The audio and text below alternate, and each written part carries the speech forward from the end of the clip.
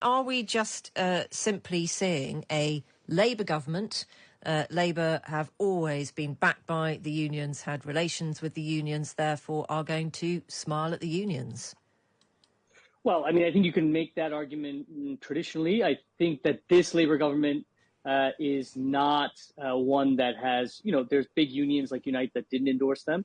And also they, penalized and even kicked people out of their shadow cabinet who went on picket lines. So it hasn't been one that is any, they've continued austerity. They don't want to increase tax. I mean, all of these proposals make it very clear that this was not necessarily an unreasonable amount of increase, considering the fact that they hadn't gotten inflation matching pay rises. And if you take the last 3 years up till next year, 15%, it was slightly less than 15%, matches with inflation. So that's not a pay rise, it's just not a pay cut.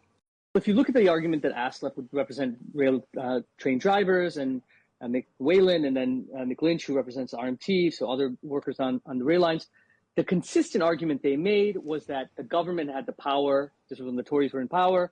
It wasn't the rail operators. And, the transport secretary would say, no, it's up to the rail operators. What we see now is evidence that that's simply not the case, that the, Labour government just stepped in and did it.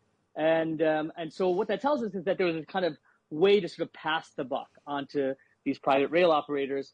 We could have solved this. It wasn't 2 years. It's been 3 years, this fight between ASLEF and the government, and these wages could have been increased. You could have prevented, on average, to 1 day per week of disruption in the last 2 years, and you could have saved billions of pounds potentially, especially in terms of lost revenue, lost profits.